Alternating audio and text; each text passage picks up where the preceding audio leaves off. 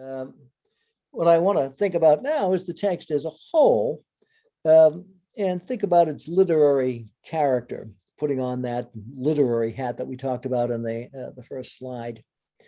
And this is an approach that is pretty common these days in a lot of Johannine circles. It used to be the case that a lot of people were pursuing the issue of what the sources were and what the process of development was.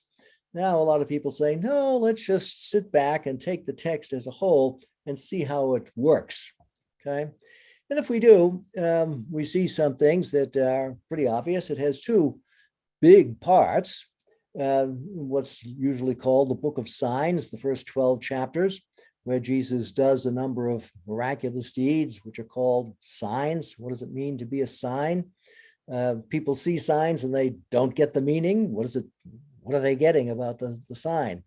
Is a sign simply another word for miracle, or is it some code word for a trigger for deeper reflection? I think it's the latter, and I think John wants you to get to think about it.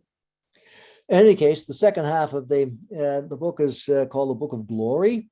Why? Because the gospel talks about the hour of Jesus as the hour of his glorification. And glorification might be construed as his return to the Father, but there's a focus on the cross as the point where glorification happens. And that is certainly ironic, isn't it? Glory in a bleeding, dying body. The Gospel of John, thinking about its language, is generally very simple prose. None of the rhetorical complexity that we get in something like the Epistle to the Hebrews or some Pauline letters. Nothing like the narrative and rhetorical skill that we get in a lot of portions of the Gospel of Luke or the Book of Acts. It's much simpler in many ways. But that simplicity cloaks some real complexity. And the complexity is conveyed through the dramatic characters and their interactions, and through lengthy discourses of Jesus that call upon a number of different things, highly symbolic language in most of these discourses, light, bread of life, good shepherd, the vine, etc. We'll talk about some of these beginning tonight and certainly in the rest of our conversations. And the dramatic encounters between Jesus and other people are a very striking feature of this gospel. With Nicodemus, and in each of these dramatic encounters, there's irony, certainly in that case, where Nicodemus doesn't get what Jesus is talking about, but we do, a classic case of dramatic irony. Or Caiaphas, who says things like, it's better to have one die than for a nation to be destroyed. A very cynical kind of remark, which is also profound theology.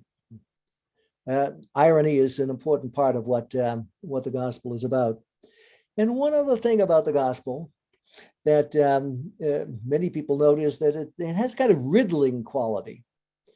And people wonder, why does it riddle so? Is it because someone or some group put it together over time and stuck pieces together in ways that don't really fit?